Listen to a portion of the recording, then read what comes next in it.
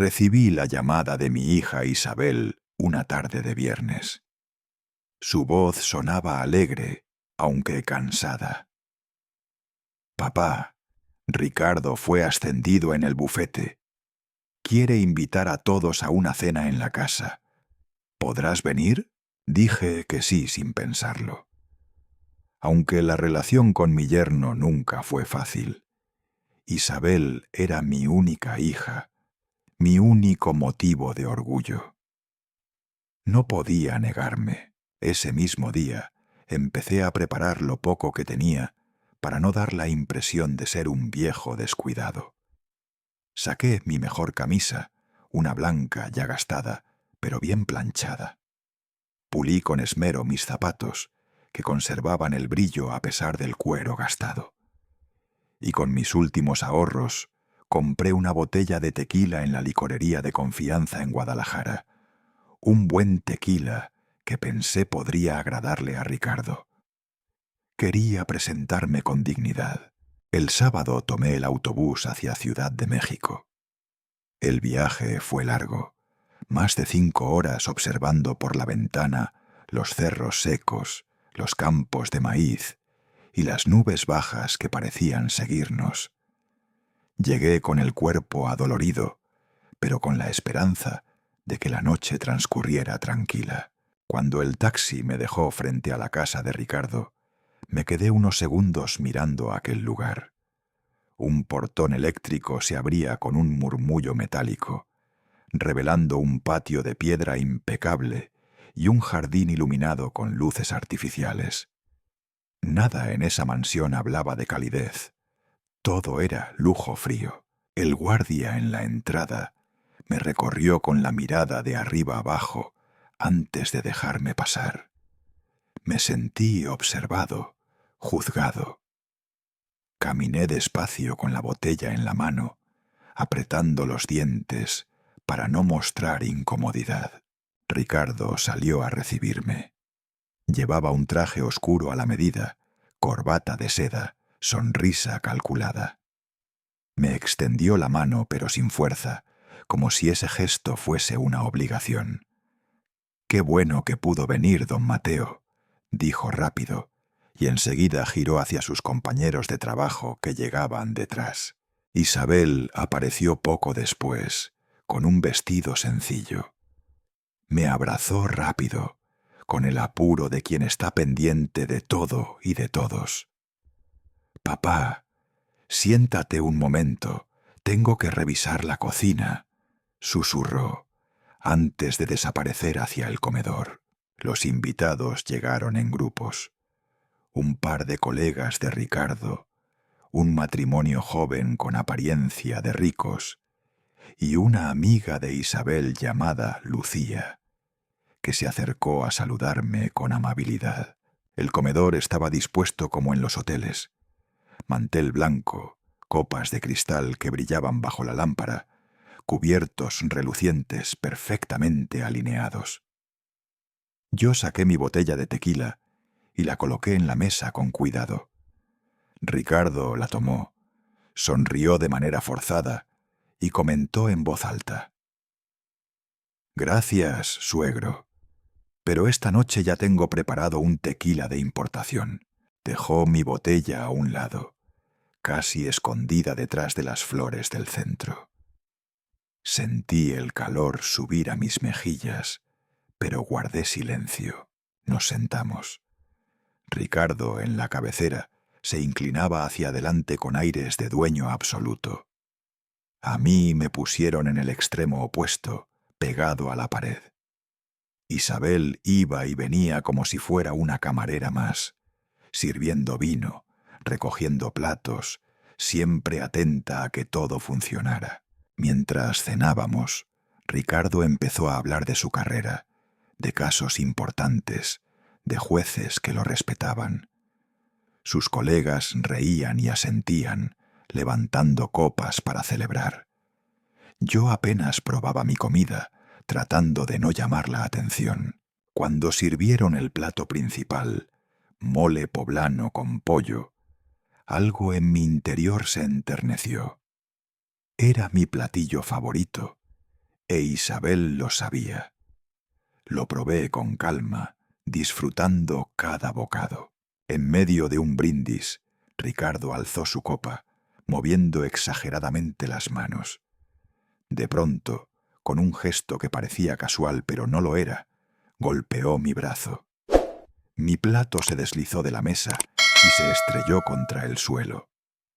La salsa oscura se desparramó en el piso de mármol, dejando manchas que parecían heridas. Todos los invitados se quedaron en silencio un instante. Luego, algunos murmuraron. Otros se inclinaron para recoger los restos. Pero Ricardo levantó la mano y con una sonrisa burlona dijo en voz clara: «No se molesten. Don Mateo, si quiere terminar su cena, puede agacharse a recogerla o lamerla del piso».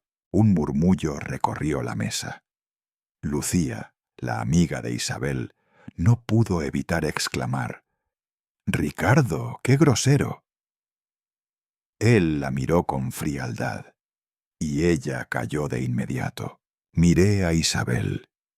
Mi hija estaba paralizada, apretando la servilleta con tanta fuerza que sus nudillos se pusieron blancos. No dijo nada. Respiré hondo. Me puse de pie con calma, sacudí mi camisa, acomodé el cuello de la chaqueta. Caminé lentamente hacia Ricardo, que seguía sonriendo como si nada. Me incliné apenas hacia él y en voz baja pero firme pronuncié 3 palabras. «Yo sé todo». Vi cómo su rostro cambiaba en un segundo. La seguridad desapareció. Su mano tembló. La copa tintineó contra el cristal. No dije más. Me giré y caminé hacia la salida. Atrás quedaron las miradas incómodas, los cuchicheos, el silencio denso que invadió la sala. Crucé la puerta con la cabeza en alto, dejando a Ricardo atrapado en su propio miedo y a Isabel en medio de una escena que nunca debería haber vivido. Esa noche, la humillación no fue mía. Fue de él, aunque todavía no lo supiera. El autobús avanzaba en la oscuridad de la carretera. Yo iba sentado junto a la ventana, con la frente apoyada en el vidrio frío. Afuera, las luces de los pueblos y gasolineras pasaban rápidas, como luciérnagas que se apagan en segundos. Dentro, el murmullo constante del motor me adormecía, pero no podía cerrar los ojos. La escena de la cena seguía dándome vueltas en la cabeza. La risa de Ricardo, la mirada clavada de los invitados, la impotencia de Isabel. Cada kilómetro que me alejaba de esa casa me parecía un recordatorio de lo solo que estaba en esa lucha. Llegué a Guadalajara de madrugada. La estación estaba casi vacía, apenas unos taxistas cansados y un par de vendedores de café. Caminé despacio hasta mi casa, un callejón estrecho donde las lámparas apenas alumbraban. Cuando empujé la puerta de madera, el chirrido me recibió como siempre. El silencio me envolvió de golpe. Encendí la luz de la cocina. La bombilla amarillenta iluminó la mesa de madera vacía, las sillas desparejas, las paredes con manchas de humedad. Dejé mi saco sobre el respaldo de una silla y me senté un momento, escuchando. A lo lejos, un perro ladraba insistentemente. Ese sonido me recordó que, aunque viviera rodeado de gente, mi mundo estaba reducido a esas 4 paredes y a los recuerdos. Puse agua a hervir en la vieja olla de barro. Preparé café de olla con un trozo de piloncillo y un poco de canela. El aroma llenó la cocina y por un instante me sentí acompañado. Serví la bebida en mi taza preferida, la que tenía una grieta en el borde, pero aún resistía. Me quedé sorbiendo despacio, mirando las sombras en el suelo. Frente a mí colgaba en la pared la fotografía de mi esposa. Han pasado más de 10 años desde que se fue, pero todavía busco sus ojos en ese retrato.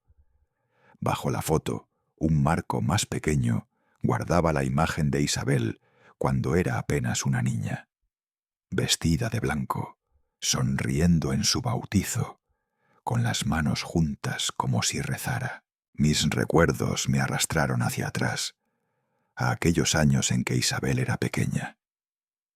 Cada tarde la esperaba afuera de la escuela con mi bicicleta vieja.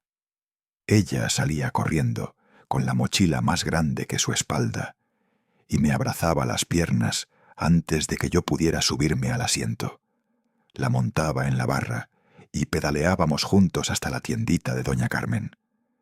Ahí siempre le compraba un tamal envuelto en hoja de maíz, y ella lo comía feliz, con la boca manchada de salsa. Yo nunca necesitaba nada más. Verla reír me llenaba el día. Cuando su madre murió, Isabel tenía apenas 15 años. Fue un golpe tan fuerte que pensé que no lo superaríamos. Yo me levantaba sin ganas, trabajaba en lo que podía, pero cada noche al ver a Isabel sentada frente a los cuadernos, tan seria, me decía a mí mismo: debes seguir, ella te necesita. Y seguí. Isabel se convirtió en la razón por la que abría los ojos cada mañana. Los años pasaron y mi hija se transformó en una mujer independiente. Cuando me dijo que se casaría con Ricardo, traté de convencerme de que era lo mejor. Ella necesitaba a alguien a su lado, alguien que la cuidara. Me repetía esas palabras aunque en el fondo algo me incomodaba. Recuerdo la primera vez que conocí a Ricardo. Fue en una comida familiar sencilla. Yo llegué con pan dulce del mercado y un ramo pequeño de flores para Isabel. Él me recibió con un apretón de mano flojo, como quien toca algo sin ganas. Se pasó toda la tarde hablando de sus viajes, de congresos en Nueva York, de restaurantes en Madrid. En un momento se volvió hacia mí y sonriendo dijo: «Don Mateo, usted seguramente no está acostumbrado a ese tipo de lugares, ¿verdad?». Lo dijo como broma, pero yo sentí la puñalada en cada palabra. Isabel lo miró con incomodidad, y yo solo respondí con una mueca que intentaba ser sonrisa. Después de la boda, cada visita mía a su casa se volvió más corta. Ricardo siempre parecía tener prisa. Llamadas, reuniones, compromisos. Yo me quedaba en el sillón, escuchando su voz fuerte al teléfono, mientras Isabel corría de un lado a otro, preparando la comida o revisando correos en la computadora. Me dolía verla agotada, y me dolía más no poder hacer nada. Una tarde llevé pan dulce de la panadería del barrio, como hacía desde siempre. Lo puse sobre la mesa con orgullo, pensando que Isabel sonreiría como cuando era niña. Ricardo lo miró y preguntó sin cuidado: «¿Por qué no compró de la Ideal? Ahí sí saben hacer buen pan». Isabel se rió nerviosa, tratando de quitarle peso a la frase, pero yo noté cómo evitaba mirarme a los ojos. Guardé silencio. Esa noche, al volver a mi casa, me sentí como un extraño que no pertenecía ni siquiera al mundo de su propia hija. Con el tiempo, me fui convenciendo de que yo era solo un invitado más en la vida de Isabel, alguien que estaba de paso y al que había que atender con cortesía. Cada vez que me despedía, ella me abrazaba fuerte y susurraba: «Papá, no estés triste». Y yo, para no preocuparla, tragaba el nudo en la garganta y le respondía que estaba bien, que no se preocupara. La soledad se hizo costumbre. Mis noches eran largas, acompañadas solo por el reloj de pared y los perros del vecindario. Había días en los que hablaba en voz alta con la foto de mi esposa, contándole cómo había crecido Isabel, cómo era su trabajo, o simplemente confesándole que me sentía cansado. Pero incluso en esa rutina gris, Isabel era la chispa que me mantenía vivo. Cada llamada suya, cada visita rápida, cada abrazo era suficiente para recordarme que seguía siendo su padre y que de alguna manera todavía me necesitaba. Yo no sabía entonces que esa necesidad se pondría a prueba muy pronto. No imaginaba que un simple favor, una llamada de Isabel pidiéndome que la ayudara a recibir a un fontanero, se convertiría en el inicio de todo lo que estaba por venir. Aquella llamada, tan cotidiana y tan inocente, abriría una puerta que nunca pensé atravesar. Era una mañana de finales de octubre, fresca en Guadalajara. El sol apenas iluminaba las calles cuando sonó mi teléfono fijo. Contesté y escuché la voz apresurada de Isabel, mi hija. «Papá, necesito un favor. Me mandaron de urgencia a Monterrey. Salgo en unas horas. Hoy va a venir un fontanero a revisar las tuberías del baño. ¿Puedes ir a la casa y quedarte mientras llega?» Su tono era rápido, casi de súplica. No dudé. «Claro, hija. No te preocupes, yo voy». Colgué y sentí una mezcla de cansancio y orgullo. Isabel confiaba en mí. Todavía me necesitaba, aunque fuera para algo tan pequeño. Preparé una bolsa con unas mudas sencillas y antes de salir pasé por la panadería del barrio. Compré media docena de conchas frescas, suaves, con la cobertura de azúcar agrietada como siempre le gustaron a Isabel. Las envolví con cuidado. Quería dejarle un detalle en la cocina, como recuerdo de que su padre había estado allí. El autobús hacia Ciudad de México salió a media mañana. El viaje fue largo, más de 5 horas, con las montañas desfilando a los costados y la carretera interminable. Intenté leer un periódico, pero no podía concentrarme. Miraba mi bolsa con las conchas y pensaba en la sonrisa de Isabel cuando era niña, cómo corría a la mesa para comerlas con leche. Ese recuerdo me dio fuerzas. Llegué casi al mediodía. El guardia del fraccionamiento me reconoció, pero como siempre me observó con cierta desconfianza antes de abrir la reja. Caminé por el pasillo hasta la puerta principal. La casa estaba silenciosa. Entré con las llaves que Isabel me había dejado de otras veces y sentí de inmediato el contraste. Ese silencio frío de las casas grandes, apenas roto por el zumbido constante del refrigerador. Dejé la bolsa de pan en la cocina, encima de la mesa de granito. La casa olía a cera y a desinfectante, pero no a hogar. Me quité el saco, lo colgué en el respaldo de una silla y me acomodé en la sala. El fontanero debía llegar a mediodía, pero pasaba el tiempo y no aparecía. Me entretuve hojeando un viejo periódico que Isabel había dejado sobre la mesa baja. Las letras ya estaban amarillentas, noticias de hacía meses. El reloj de pared marcaba la 1 cuando escuché la puerta principal abrirse. Alcé la vista, convencido de que Isabel había vuelto. Me levanté con una sonrisa, dispuesto a recibirla. Pero lo que oí enseguida no fue su voz. «Al fin solos», dijo una voz masculina inconfundible. Era Ricardo, y junto a él una risa femenina que no reconocí al principio. Me quedé inmóvil, el corazón golpeándome en el pecho. Mi primer impulso fue salir a saludar, a hacerme presente. Pero algo en el tono de sus voces me detuvo. Me escurrí de nuevo al sillón, tratando de no hacer ruido. Mis manos temblaban. Entonces los escuché más cerca, entrando a la sala. «Por fin sin interrupciones», susurró Ricardo. Y la mujer respondió con coquetería. «Espero que Isabel no sospeche nada». Me agaché de golpe, instintivamente, y me oculté detrás del sofá de cuero negro. Desde ese ángulo podía ver apenas el suelo brillante, los zapatos de él, y de pronto los tacones rojos de ella.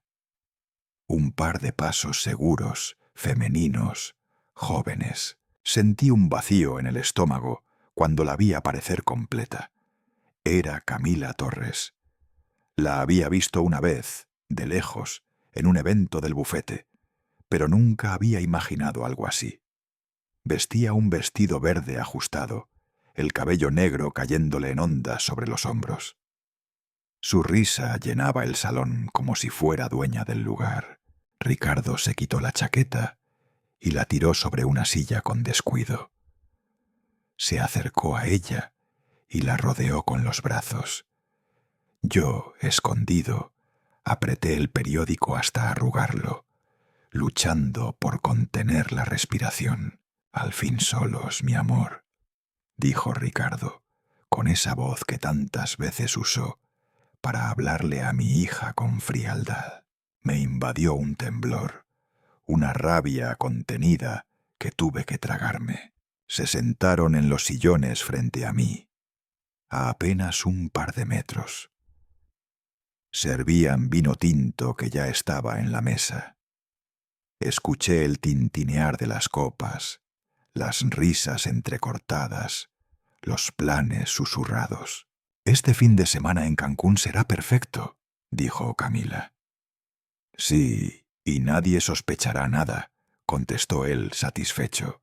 Camila suspiró, con un dejo de impaciencia. «Ricardo, no puedes seguir así. Tienes que hablar con Isabel. Yo no quiero ser siempre la sombra». Él rió con desprecio. «Isabel ni cuenta se da. Vive enterrada en su trabajo. Nunca mira más allá de sus papeles». Cada palabra me dolía como un golpe. Cerré los ojos, intentando no derrumbarme ahí mismo. Escuché un beso, luego sus pasos subiendo la escalera. Los tacones golpeaban el mármol. Las risas se perdían hasta que la puerta de arriba se cerró con fuerza. Yo seguía agachado, con el sudor empapando mi frente. No podía moverme. El reloj de pared marcaba los minutos como martillazos.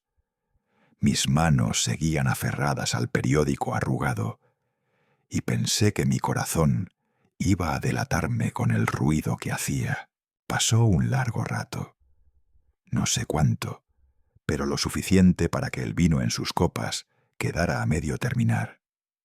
Solo cuando escuché el agua correr en la regadera, reuní el valor para levantarme. Caminé en puntillas hasta la cocina, recogí la bolsa con las conchas, intactas, aún tibias en su envoltura, y salí por la puerta trasera. El sol me cegó de golpe.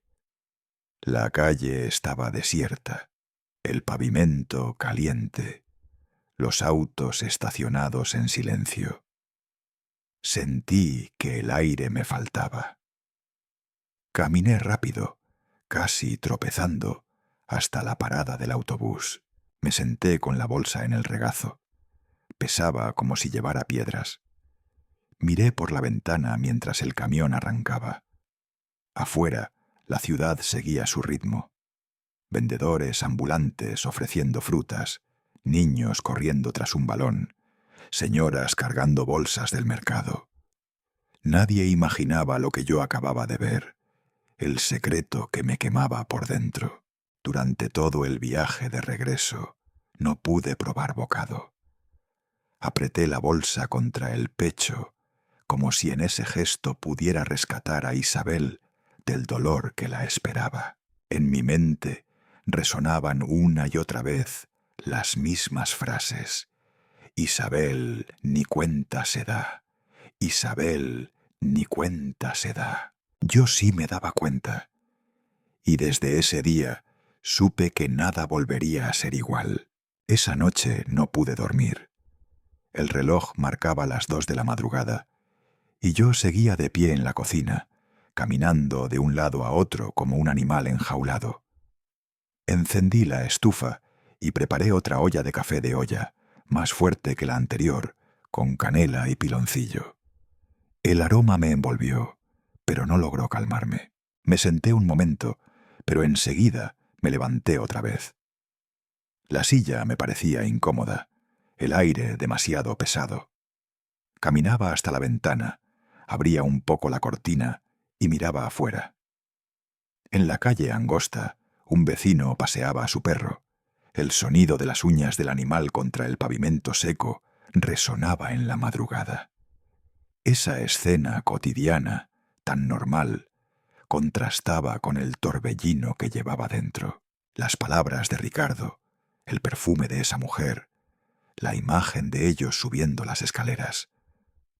Todo me martillaba en la cabeza. Yo sabía que debía actuar, que no podía quedarme cruzado de brazos mientras Isabel vivía engañada. Pero también sabía que una acción precipitada podía destruirlo todo. Necesitaba pensar con claridad, y entonces, casi sin querer, mi mente me llevó de vuelta a otro tiempo, a otro lugar. Los años que pasé en el ejército en Sonora. Recordé el calor sofocante del desierto, el polvo pegado en la piel, el uniforme empapado de sudor.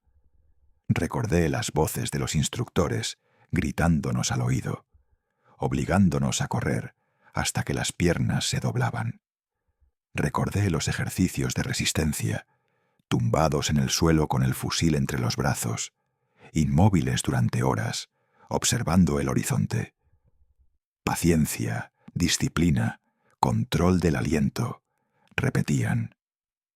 Aprendimos a esperar, a mirar sin ser vistos, a escuchar hasta el mínimo crujido de una rama. En esos años conocí a muchos hombres, pero pocos dejaron huella como Raúl Herrera.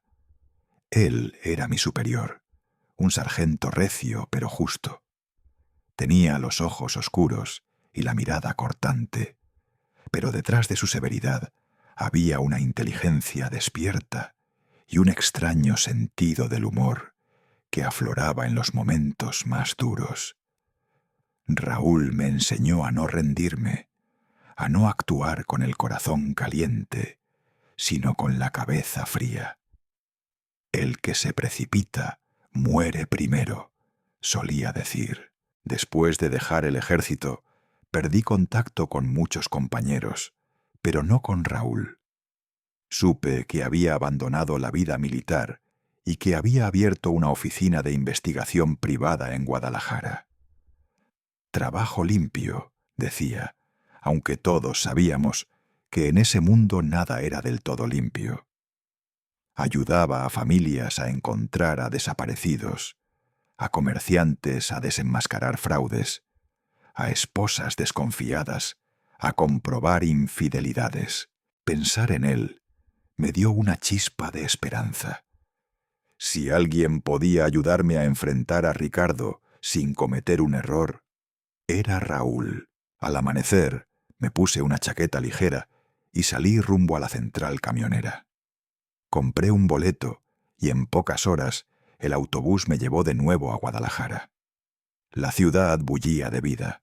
El tráfico pesado, las bocinas, los vendedores ambulantes que ofrecían aguas frescas en cada esquina. El mercado de San Juan de Dios estaba repleto.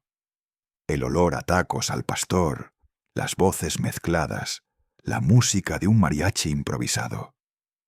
Todo ese ruido me hizo sentir que aún estaba vivo, que no podía dejarme vencer por la desesperanza.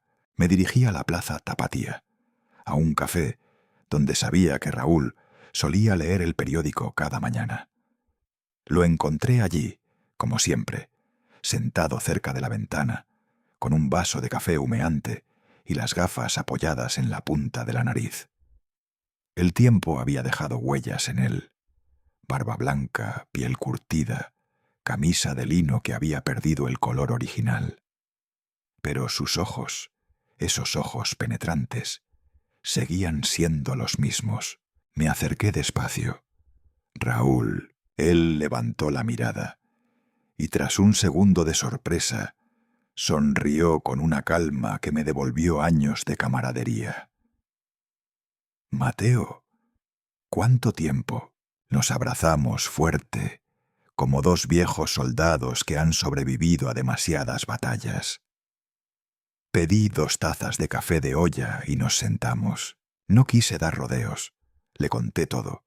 La llamada de Isabel, el viaje, mi llegada a la casa, la espera del fontanero, la aparición de Ricardo con esa mujer, las risas, los planes para Cancún, las palabras crueles sobre mi hija. Mientras hablaba, sentía que las manos me sudaban y la voz se me quebraba. Raúl me escuchó sin interrumpir. Solo asentía de vez en cuando, con el ceño fruncido. Cuando terminé, dejó la taza sobre el plato y me miró fijo. «Mateo, esto no es simple. Si fuera solo una infidelidad, podrías enfrentarlo de frente. Pero Ricardo es abogado. Sabe cómo ocultar, cómo manipular. Si lo acusas sin pruebas, él girará la situación contra ti. O peor, contra Isabel». Sus palabras me atravesaron. Yo lo sabía, pero necesitaba oírlas de alguien más. ¿Y qué hago, Raúl? No puedo dejar que mi hija siga ciega. Él se inclinó un poco hacia adelante y sonrió con ese gesto seco que recordaba de los entrenamientos. ¿Crees que monté esta oficina de investigador solo para buscar perros perdidos? Dame unos días, lo vigilaré. Voy a revisar sus cuentas, sus movimientos, sus relaciones. Y tú, mientras tanto, silencio absoluto. Isabel no debe enterarse todavía. Si la alertas, podrías arruinarlo todo. Sentí un alivio mezclado con miedo. Saber que no estaba solo me dio fuerzas, pero la idea de descubrir algo aún más oscuro me heló el cuerpo. Raúl, ¿y si lo que encontramos es peor de lo que imagino? Me puso la mano en el hombro, fuerte, como hacía en los entrenamientos para darme confianza. Entonces tendrás que estar listo para soportarlo. Prepárate, Mateo. Puede que descubras cosas que nunca quisiste saber. Asentí. No había marcha atrás. Nos despedimos afuera del café. El sol caía a plomo sobre la plaza. El aire olía a elotes asados y a fritanga. Caminé hasta un puesto de periódicos y compré un ejemplar de El Informador. En la portada, una noticia hablaba de un escándalo financiero en la Ciudad de México. Empresas fantasmas, abogados implicados, millones desaparecidos. Leí solo los titulares, sin imaginar que aquel asunto, tan lejano para mí en ese momento, se enredaría después con el nombre de Ricardo. De camino a casa, doblé el periódico y lo guardé bajo el brazo. El ruido de la ciudad seguía vibrando, pero yo ya no lo escuchaba. Mi mente estaba en otra parte, preparándose para lo que estaba por venir. Esa noche, mientras volvía a mi cocina silenciosa, pensé en la frase de Raúl: «Prepárate para lo peor». Y comprendí que la paciencia que había aprendido en el ejército volvía a ser mi arma. 2 días después de la conversación en aquel café, el teléfono de mi casa sonó de madrugada. Era el viejo Nokia de Raúl, con su timbre metálico. Contesté medio dormido, pero al escuchar su voz me desperté de golpe.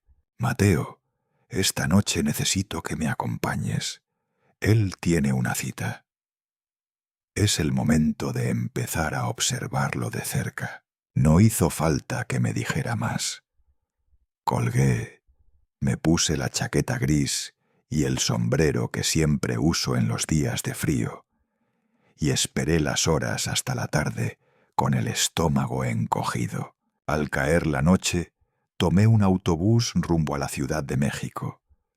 Me bajé en Chapultepec, donde Raúl me esperaba en su camioneta vieja.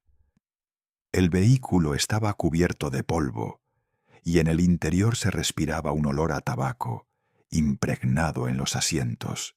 Raúl me recibió con un gesto serio, casi militar. Me pasó un par de binoculares pequeños y dijo: «Quédate tranquilo, Mateo. Solo mira, escucha y recuerda. Lo demás, déjamelo a mí». Asentí sin palabras. Me acomodé en el asiento mientras él arrancaba el motor y nos ubicábamos a una distancia prudente frente al edificio de oficinas donde trabajaba Ricardo. El reloj marcaba las 8 en punto cuando lo vimos salir.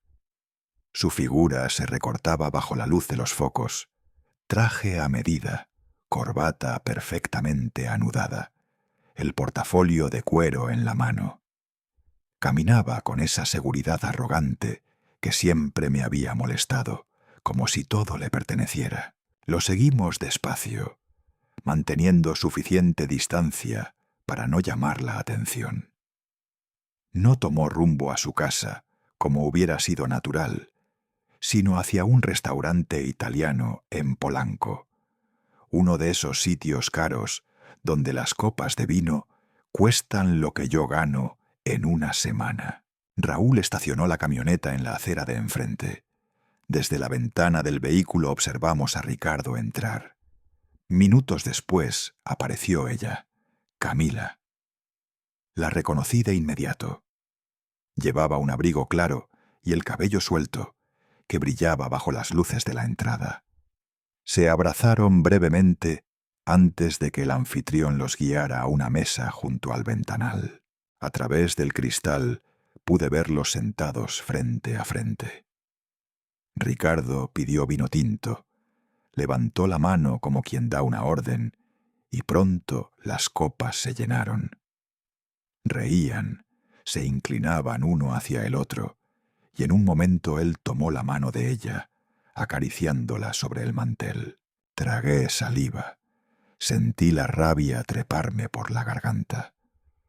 Mis manos se crisparon sobre los binoculares. Raúl me tocó el brazo. «Calma, Mateo. Esto recién empieza. Necesitamos pruebas, no emociones». Su voz era firme, y aunque me costó, respiré hondo y me obligué a mirar sin moverme. El camarero, con gesto profesional, corrió una cortina ligera que ocultaba parcialmente la mesa. Raúl no perdió tiempo. Sacó su cámara de lente largo y disparó varias veces en silencio, captando lo necesario antes de que la cortina se cerrara por completo. «Con eso basta por hoy», murmuró guardando el equipo. Yo asentí, aunque por dentro quería gritar. A las 10 de la noche, Ricardo y Camila salieron juntos. Caminaron por la acera, se detuvieron un instante bajo un farol y ella apoyó la cabeza en su hombro. Un taxi se detuvo frente a ellos. Raúl encendió el motor y cuando subieron, nosotros los seguimos con cautela. El vehículo nos llevó hasta Santa Fe, a un complejo de departamentos lujosos. Las torres iluminadas se alzaban contra el cielo oscuro, como símbolos de un mundo al que yo nunca había pertenecido. El taxi se detuvo y los vimos entrar juntos al edificio. Raúl anotó en su libreta la hora, la dirección, cada detalle. Yo permanecí callado, con las manos temblando sobre mis rodillas. «Mateo, paciencia», repitió él, con esa calma que yo admiraba y odiaba al mismo tiempo. «¿Cómo puedes estar tan sereno, Raúl?», pregunté, incapaz de contenerme. «Porque sé que la prisa mata, y tú no quieres arruinar esto con un movimiento en falso». Me hundí en el asiento tragando la furia. Recordé las noches en que Isabel me llamaba cansada, diciendo que Ricardo llegaría tarde porque tenía trabajo. Ahora entendía dónde pasaba esas horas. La traición tenía rostro, tenía lugar y hora. El regreso fue silencioso. Atravesamos avenidas repletas de gente que disfrutaba la vida nocturna. parejas paseando, grupos de jóvenes riendo, vendedores de globos y el aroma de los tacos al carbón. Pasamos por Insurgentes y Raúl bajó la ventanilla. El humo de los puestos callejeros se coló en la camioneta, mezclándose con el olor a tabaco. Yo miraba esa vida ajena, llena de risas y música, y sentía que mi mundo se derrumbaba en silencio. Afuera todo seguía igual, pero dentro de mí nada lo estaba. Mañana seguimos, Mateo. Esto es solo la primera pieza del rompecabezas, dijo Raúl cuando me dejó en su departamento. Subimos juntos, y esa noche dormí en un catre improvisado en su sala. No concilié el sueño. Cada vez que cerraba los ojos, veía el rostro de Isabel, ignorante, confiada, y la imagen de Ricardo riendo con otra mujer. El murmullo de la ciudad entraba por la ventana. Autos lejanos, un perro que ladraba, la televisión de algún vecino. Me cubrí con una manta y me prometí que, aunque me doliera, seguiría cada paso de este camino hasta el final, porque en las calles oscuras de esa ciudad, entre sombras y engaños, yo había visto ya la verdadera cara de mi yerno, y sabía que lo peor aún estaba por venir. Amanecía cuando Raúl me pasó a buscar. El aire todavía estaba frío, y la luz débil del sol apenas iluminaba las calles empedradas de Guadalajara. Caminamos juntos hasta su oficina, un local discreto a 2 cuadras de la Plaza Tapatía. La puerta de metal chirrió al abrirse, y dentro nos recibió el olor a papel viejo y humo de tabaco. El lugar estaba abarrotado de carpetas, cajas de archivo, fotografías clavadas en un corcho y un enorme mapa de México colgado en la pared. Decenas de alfileres rojos marcaban ciudades y pueblos, cada uno con una historia detrás. Raúl parecía moverse con naturalidad en ese caos, como si cada papel tuviera un lugar invisible en su memoria. Me indicó una silla y se sentó frente a mí. Sin decir palabra, sacó de un cajón un sobre de Manila y lo colocó sobre la mesa. Lo empujó hacia mí con un gesto lento, casi solemne. Mateo, lo de Ricardo no es solo un asunto de faldas. Mira esto. Abrí el sobre con las manos temblorosas. Adentro había un documento oficial con sellos frescos. El acta de constitución de una empresa llamada Medina and Torres. Consultoría.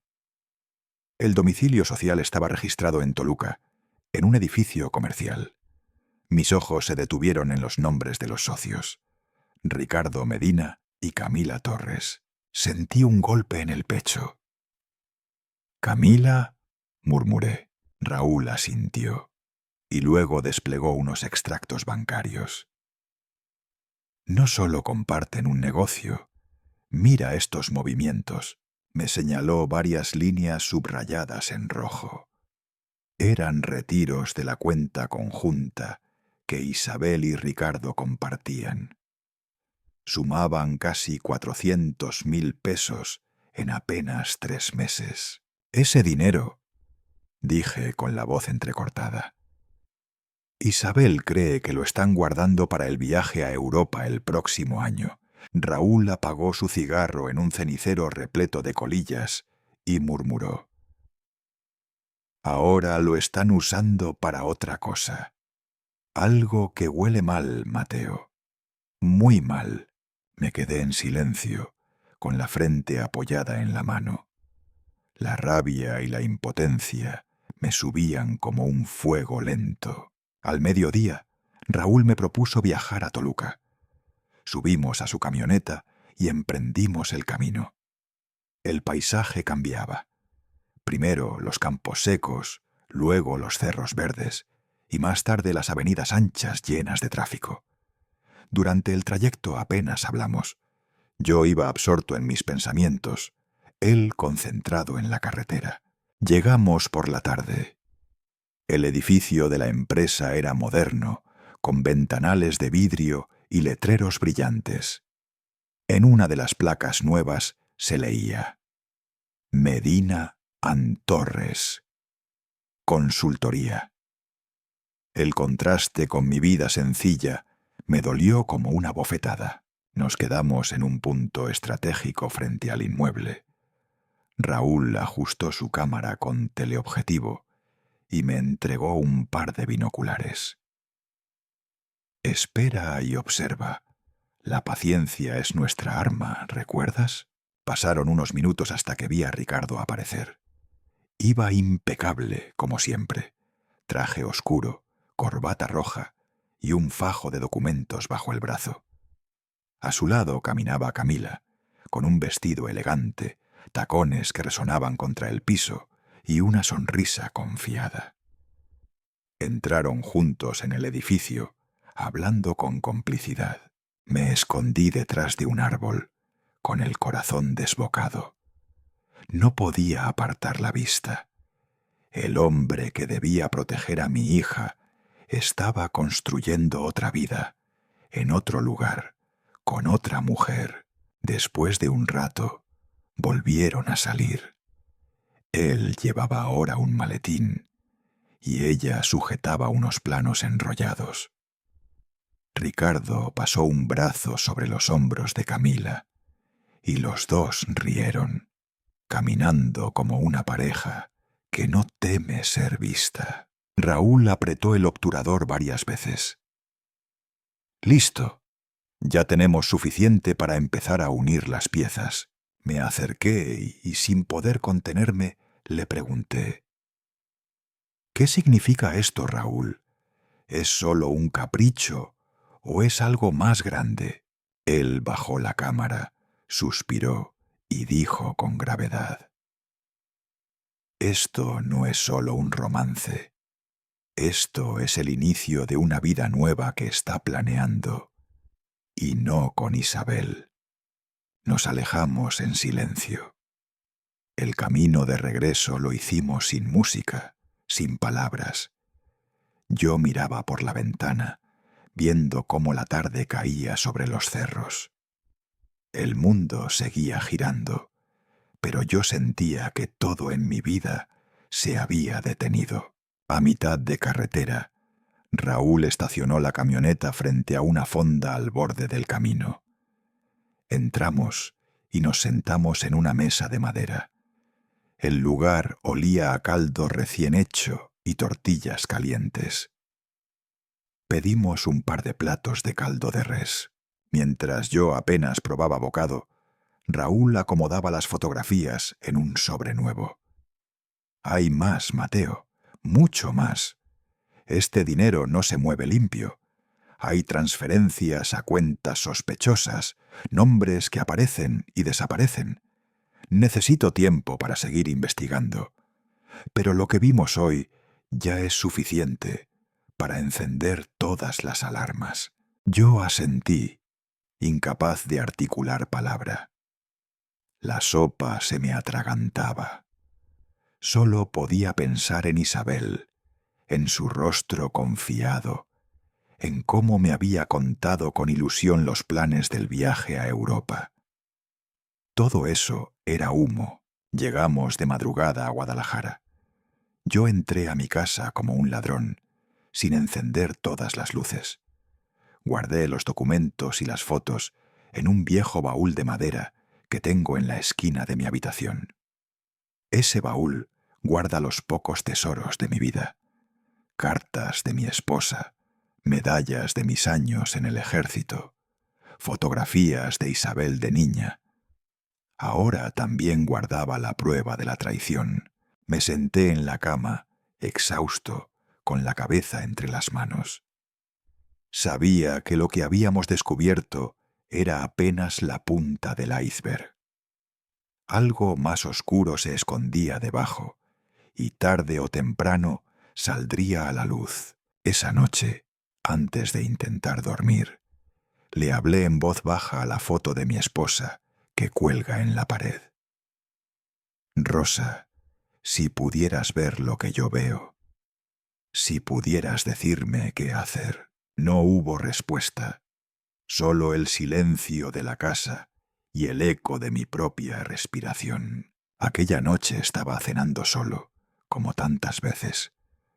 Un plato sencillo de frijoles negros, tortillas calentadas directamente en el comal y un vaso de agua.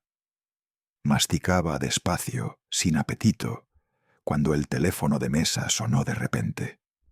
El timbre me hizo saltar en la silla. Contesté, y al otro lado escuché la voz urgente de Raúl. «Mateo, mañana ven a mi oficina. Hay algo grande que no puede esperar». Colgó sin dar más explicaciones. Me quedé mirando el aparato unos segundos, con el corazón latiendo rápido. Algo en su tono me hizo entender que lo que estaba a punto de descubrir ya no se trataba solo de engaños sentimentales. A la mañana siguiente me presenté en su despacho. El lugar estaba más desordenado que de costumbre. Carpetas abiertas, papeles esparcidos por el escritorio, fotografías a medio revelar. Raúl, con la camisa arrugada y las ojeras marcadas, parecía no haber dormido en toda la noche. Me entregó un fajo de hojas impresas. «Mira, Mateo, esto ya no es solo un juego de amantes. El dinero que mueve esa empresa está sucio». Leí los reportes. Eran transferencias bancarias provenientes de cuentas en Ciudad de México. Nombres de prestamistas, empresas fantasma, domicilios inexistentes.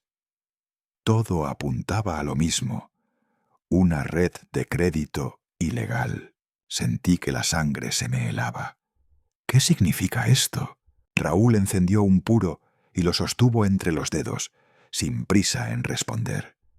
El humo llenó el cuarto, espeso. Ricardo arrastra deudas viejas. Está usando la empresa con Camila para lavar dinero. Si Isabel no sabe nada, y estoy seguro de que no sabe, corre el riesgo de terminar implicada. Esto ya no es un asunto familiar, Mateo. Esto roza el crimen organizado. Me llevé las manos a la cabeza. El peso de sus palabras me doblaba. Mi hija. ¿Podrían culparla a ella? Claro.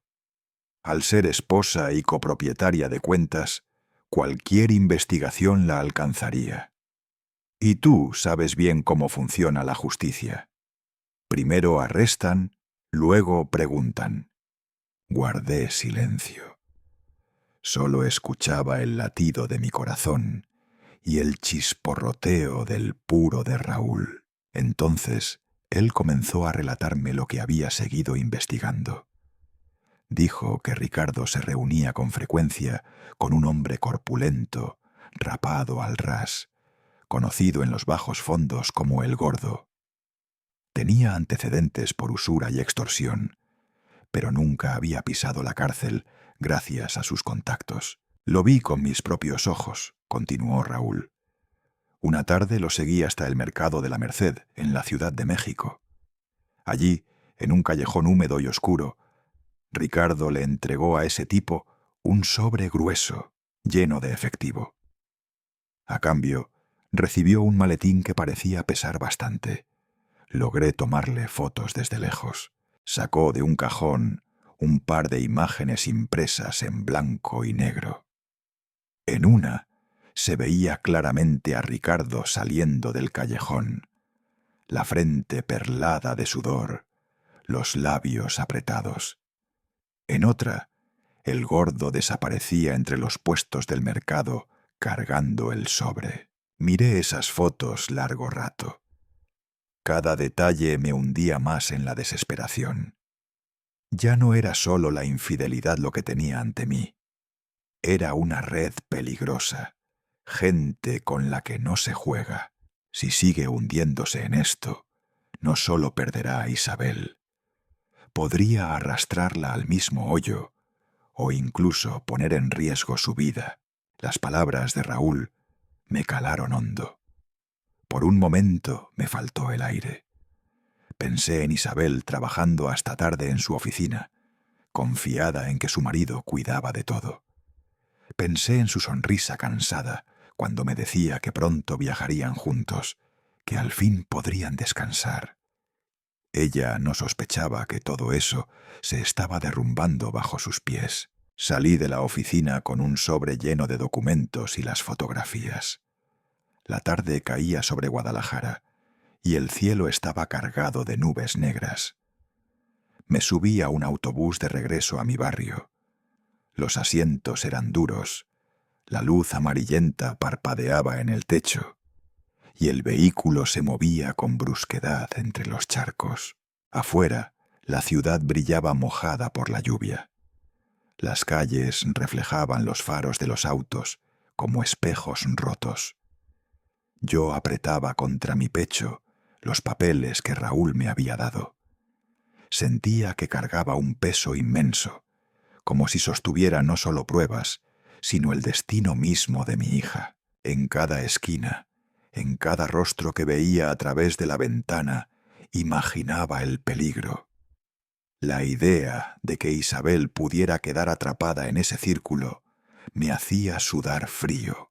Me quedé todo el viaje sin moverme, repitiéndome en silencio: esto ya no es una traición íntima, esto es una amenaza real, y yo no puedo quedarme de brazos cruzados. Al llegar a casa, dejé el sobre dentro del baúl de madera, donde guardo mis recuerdos más preciados.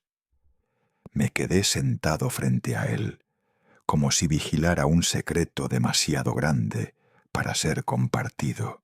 Esa noche apenas probé bocado.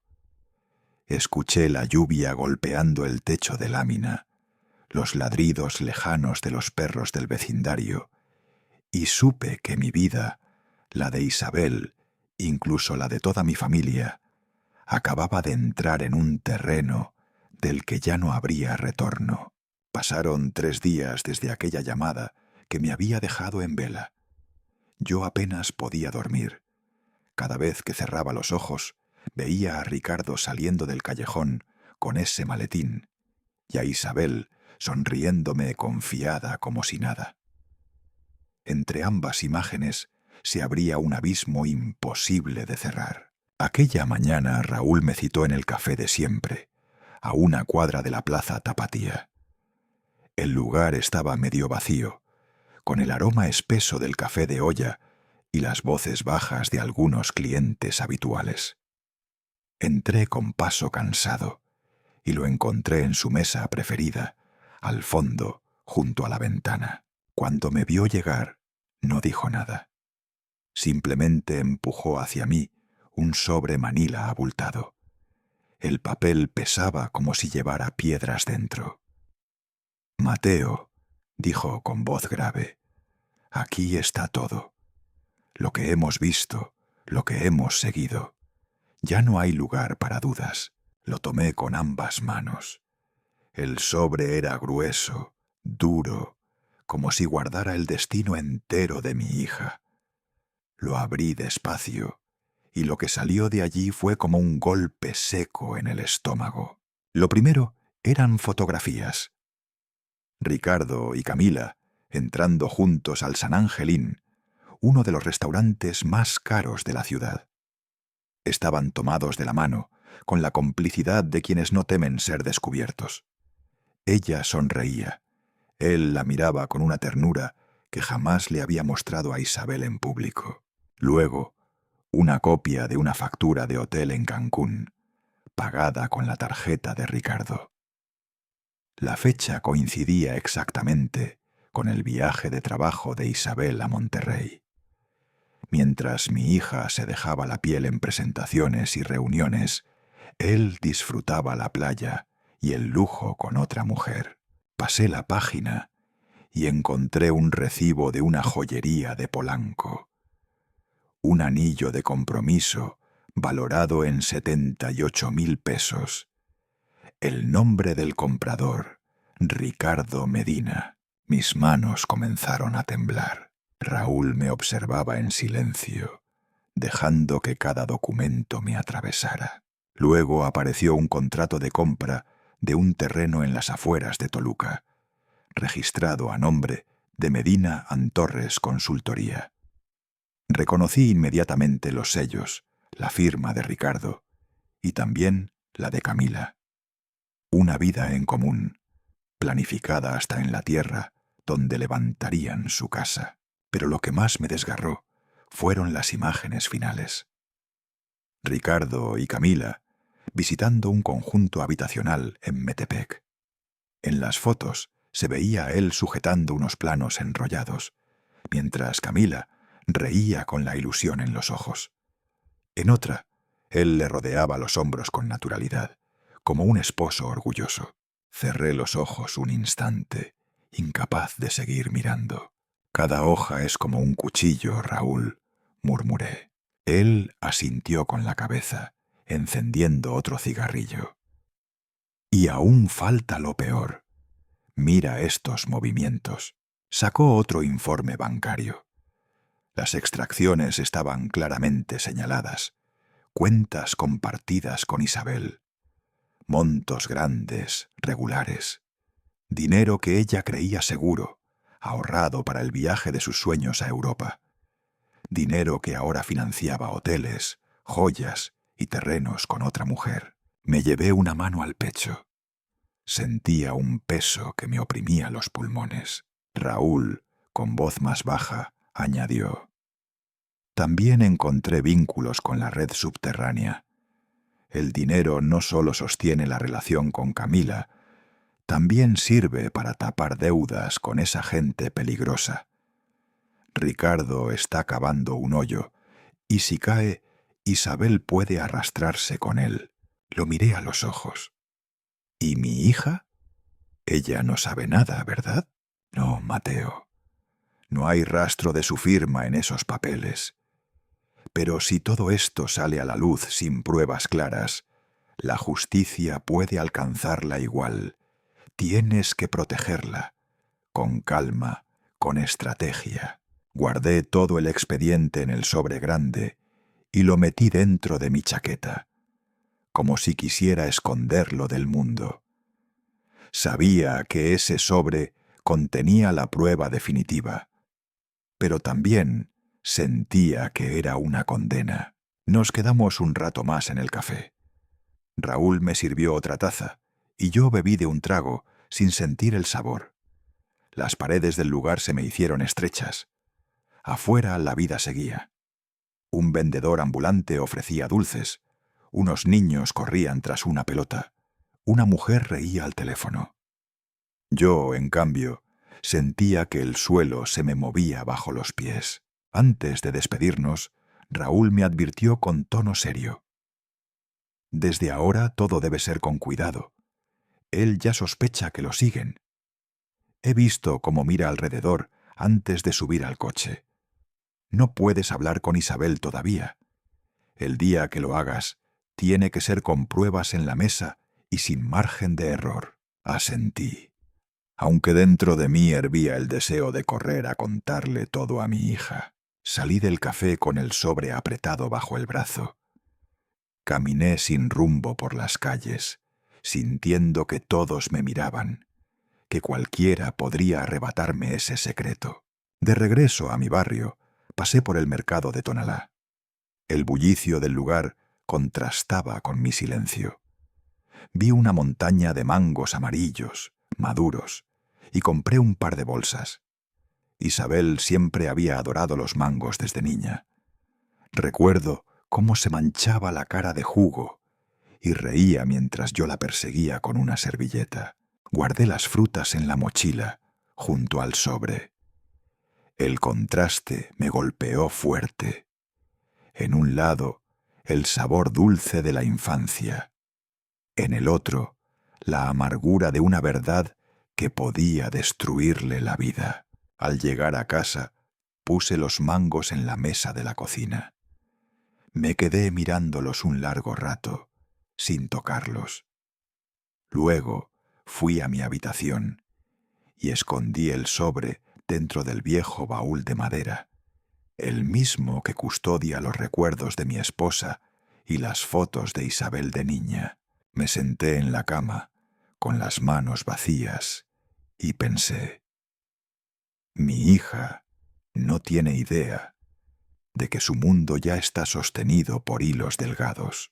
La noche cayó, y con ella un silencio que me pesaba como nunca.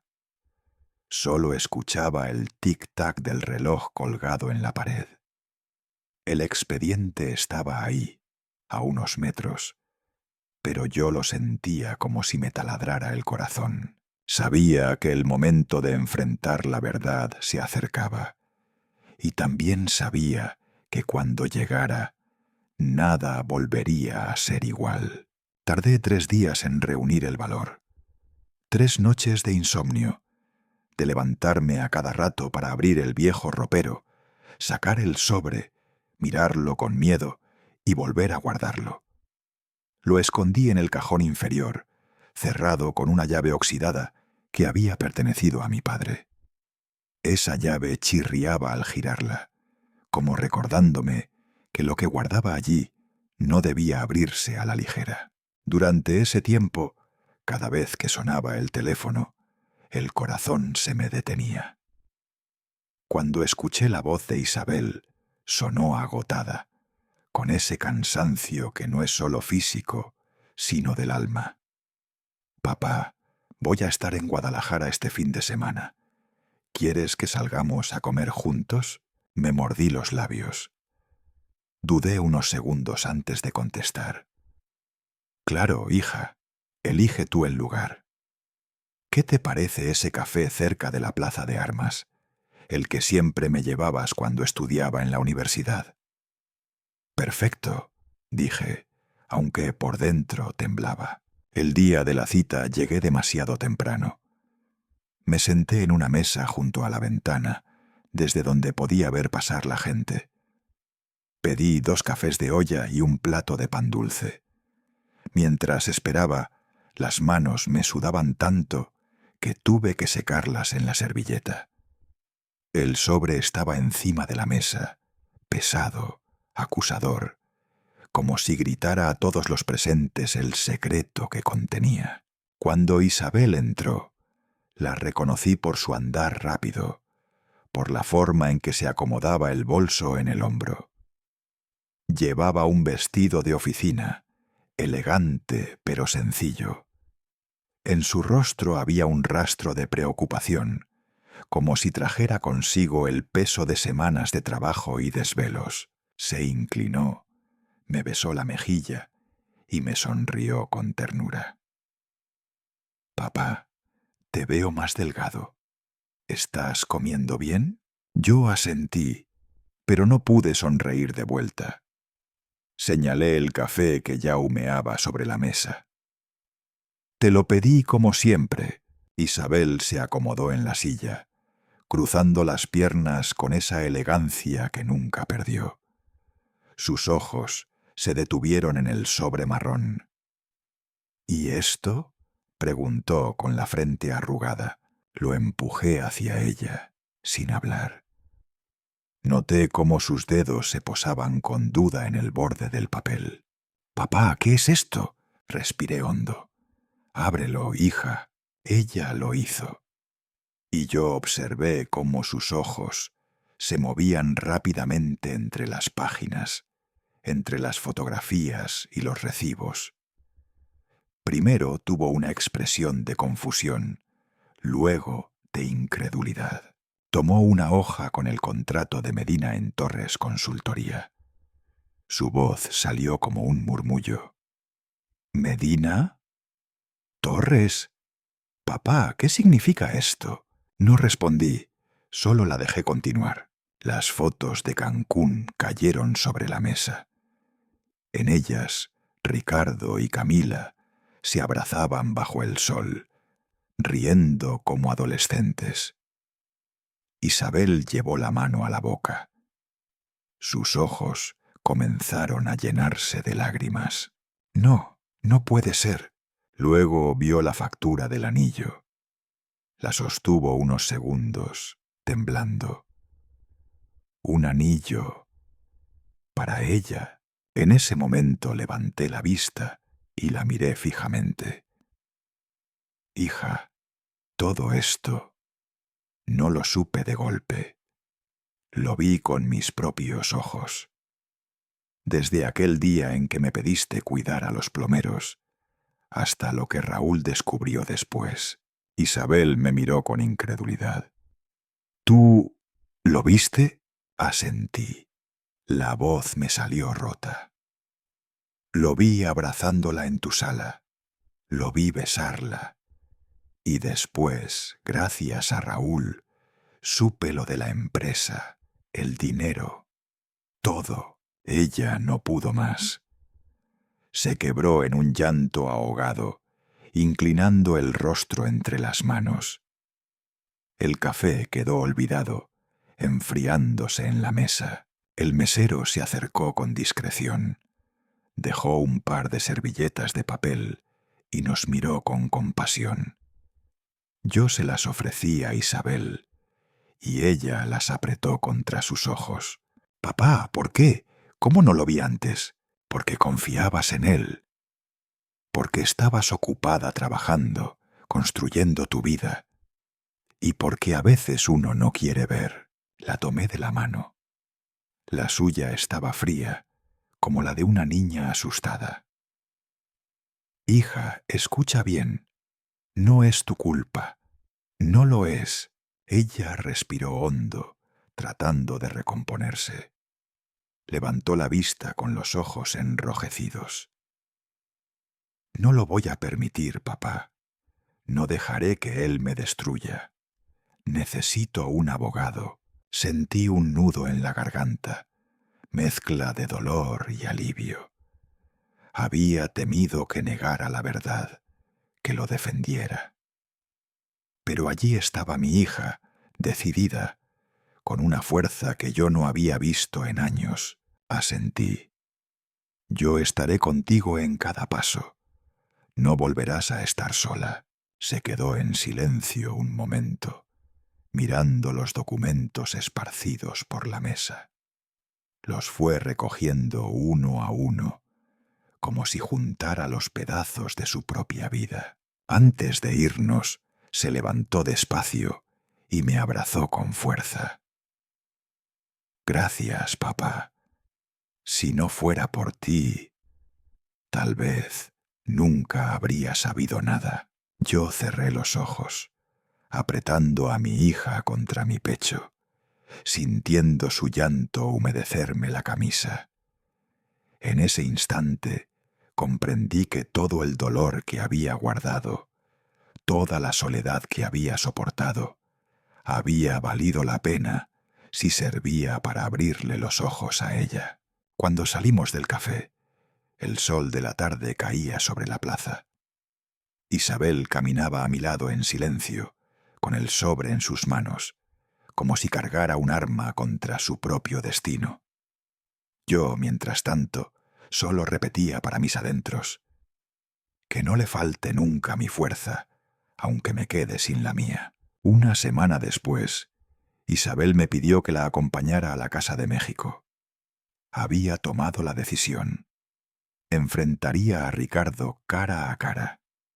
No quise dejarla sola en ese momento, aunque ella insistía en que podía hacerlo. Le dije que sí, pero que me quedaría fuera, observando desde la distancia. Mi lugar sería el de la sombra que protege, no el de quien interrumpe. Llegamos cuando ya caía la tarde. El cielo estaba cubierto de nubes negras que parecían anunciar tormenta. El viento soplaba fuerte, arrastrando hojas secas por la calle silenciosa. Me senté en la camioneta vieja de Raúl, estacionada frente al portón. Desde allí podía ver las luces encenderse dentro de la casa, reflejándose en los cristales de la sala. El corazón me golpeaba con violencia, como si quisiera adelantarse al momento que se avecinaba. Isabel entró primero, con paso firme. La vi dejar el bolso en la mesa y, sin perder tiempo, abrir el sobre que contenía todas las pruebas, las fotos, los documentos, los extractos bancarios. Todo quedó expuesto como si fuera un expediente judicial. Al cabo de unos minutos, escuché el ruido del motor de un coche que se detenía. Era Ricardo. Lo vi desde la ventana mientras estacionaba su sedán brillante y descendía, ajustándose el saco como si nada lo perturbara. Entró con paso seguro y apenas cruzó el umbral, se detuvo en seco. Desde mi asiento en la camioneta pude distinguir su reacción.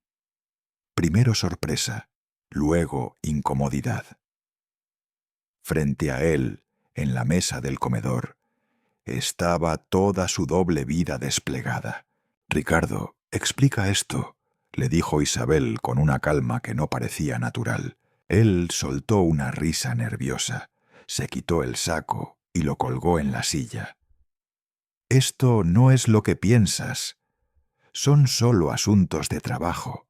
Isabel tomó una de las fotos de Cancún y la lanzó sobre la mesa. La imagen rebotó y cayó frente a él. ¿Trabajo? ¿Esto es trabajo? ¿O lo es también el anillo de compromiso? ¿O lavar dinero para el gordo?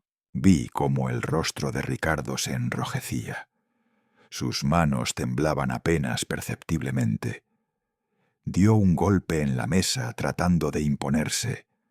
«Me seguiste. No tenías derecho». La voz de Isabel se quebró, pero no cedió. ¿Derecho? ¿Y qué derecho tenías tú de gastar el dinero que yo gané con mi esfuerzo? ¿De destruir este matrimonio a escondidas? Hubo un silencio que se volvió insoportable. Desde el auto, yo sentía que mis manos se apretaban contra el volante con fuerza. El viento afuera golpeaba los vidrios como un eco de la tensión dentro de esa casa. Ricardo intentó recomponerse. Su tono cambió de la furia al ruego. «Isabel, por favor, cometí errores, pero todo fue por nosotros, por asegurar nuestro futuro».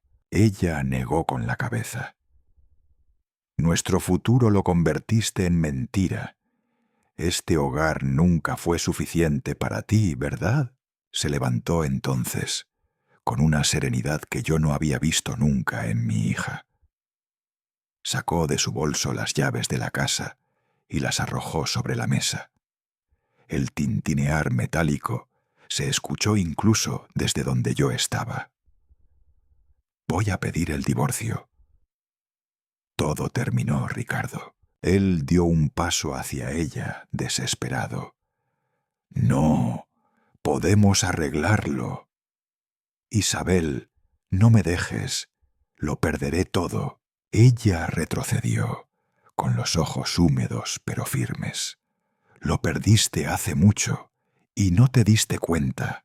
En ese instante abrí la puerta de la camioneta. El aire frío me golpeó en la cara. Caminé con pasos lentos pero seguros hasta la entrada. Crucé el portón y entré en la sala justo cuando Ricardo intentaba acercarse demasiado. Me interpuse detrás de Isabel, de pie, sin decir una palabra. Nuestras miradas se cruzaron. La suya, por primera vez, fue la de un hombre derrotado.